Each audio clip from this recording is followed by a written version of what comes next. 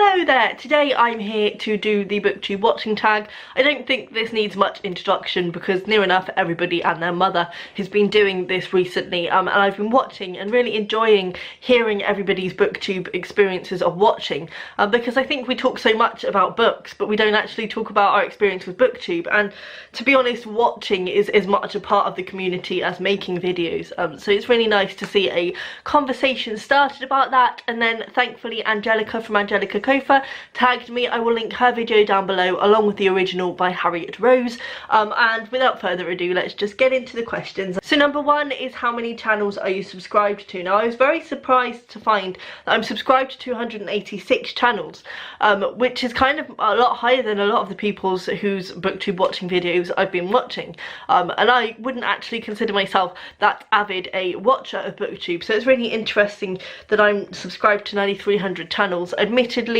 I've never ever gone in and deleted subscriptions or attempted to manage my subscriptions in any way, so there is every chance, I'd say probably about 100 of those are no longer active. Yeah, perhaps it's not the best representation of what I actually watch, and I would also say, though I'd probably about at least 90% of those channels are Booktube channels, I am also subscribed to a few more generalised YouTubers as well as rabbit channels. I like people who talk about rabbits on YouTube, do not judge me, I have 2 rabbits myself. And also I like a few vegan channels, although to be honest probably about 3, so it's nothing major. I'd say probably more than 90% of those channels are Booktube channels.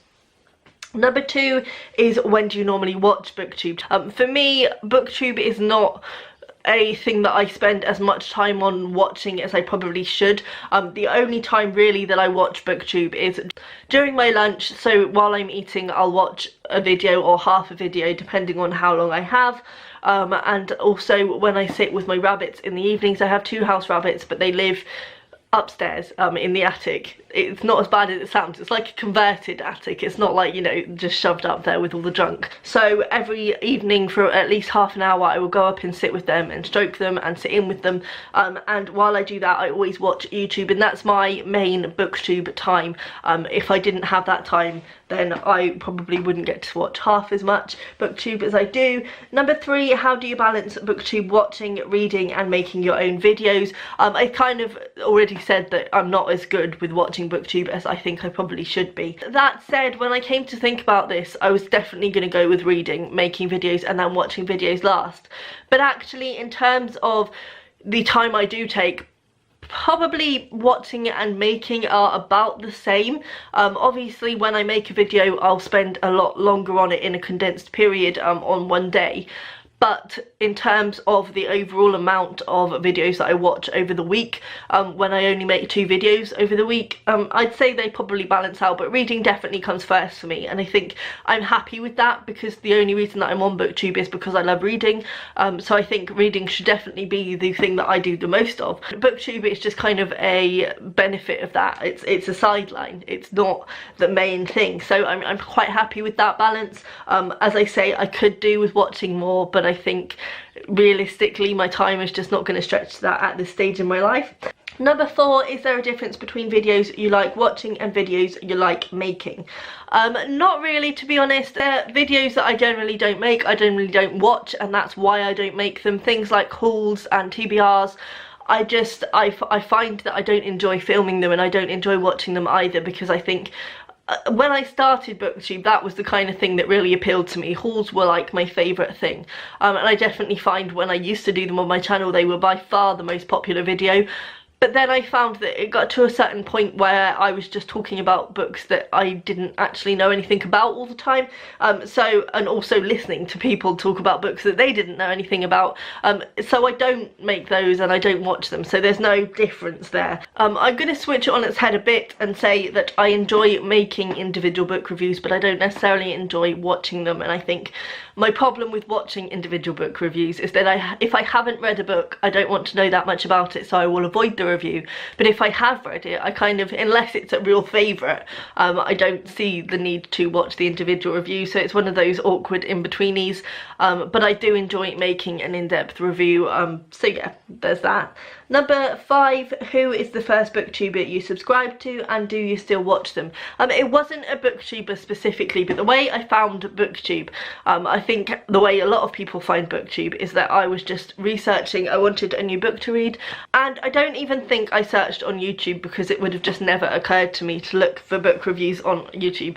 I think I typed into Google for reviews of this book. I ended up finding my way onto the Booktube community. The first person I subscribed to, who isn't really a booktuber, but she did do a few videos talking about books which were my favourites, was Olivia.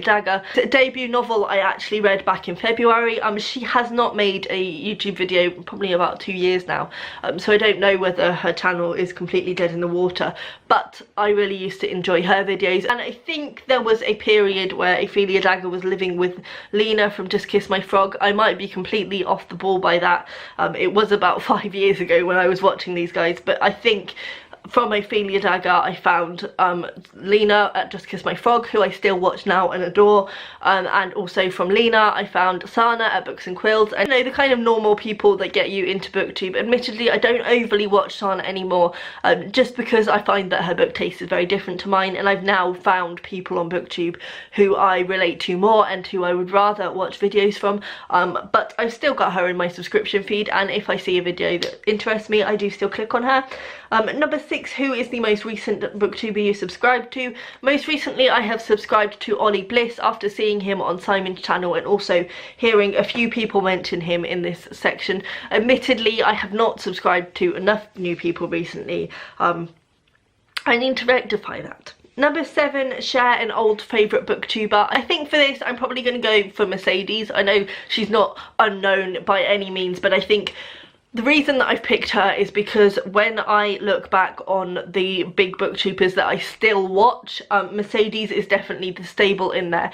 I started watching her before I even started making videos, probably about a long time ago now. A long time ago. I'm going to say 4 years, but it might be even longer than that. It might be nearing 5. Anyway, the point is, she was one person that I found really early on in my booktube watching, and it was so early on that I had so few people in my subscription feed that I used to just literally go back and watch the whole backlog of videos. So I think I've pretty much watched Mercedes' whole backlog, and she is still the booktuber who I avidly watch when she uploads, so you know, she comes to mind for that one, I've got to be honest. Number 8, share a new favourite booktuber. I actually did a booktuber shout out not that long ago for my favourite new people, which I will link down below, but I also wanted to do a shout out for Annie from Am I Right? She's growing in popularity very, very fast, and I'm not surprised. I've probably been watching her for about 6 months now, but I absolutely love her videos. Like, it's not often that I completely just warm to a booktuber instantly, you know. It normally takes me quite a while to kind of get into the swing of clicking on their videos every time they upload, but with Annie, literally the moment I had subscribed to her, she was one of my regular watch people instantly. I think she's just fantastic. I think she's got such interesting views on books, and I really love her scathing reviews because they are just hilariously harsh. I think she's fantastic, and I would definitely recommend checking her out if you haven't. Number 9, what is one of your booktube pet peeves? I'm kind of going to say what everybody else has said, in that I don't watch videos that annoy me because I choose what I want to watch. That's one of the benefits of booktube. But something that really does annoy me, and I'm probably going to annoy like half the booktube community by saying this, something that really annoys me is adults who only read YA fiction, and there are obviously a lot of them on booktube, and obviously, you know, people can read what they want, but personally I don't know, it just grates on me. I think because I like to listen to people talking about a diverse range of books, if somebody just reads one genre continually, and not even just one genre, but one genre that is written for children, it just makes me really angry. I instantly am just like, no, unsubscribe, not subscribing, don't like it at all. Number 10, what have you learned from watching other booktubers? That's an interesting question. I don't know. I think in terms of actual learning, I think people like Jen, for instance, are really fantastic at making you look at books in a way that you perhaps wouldn't do before, or that, you know, because I didn't go to university or anything to do books, so I've never really approached my books in a very analytical way before, but watching Jen's discussion videos where she kind of dissects different books at times, and like she's got a fairy tale series, I think she's definitely taught me a lot about the way that you approach books and sort of the intertextuality that can be in a book that you perhaps wouldn't pick up on straight away. And other people, I think, just generally teach me about some fantastic books, really. Let's be honest, that's the main learning benefit of booktube. The books that you should buy, because, you know, why else watch booktube? Number 11 is optional. Tag some of your favourite booktubers. I'm not gonna lie, I think most people have done this tag by now, so I'm gonna do my typical lazy thing and say I'm not gonna tag anyone. Please feel free to do this if you haven't been tagged yet, and let me know down below so I can check it out, and I will see you next time. Bye.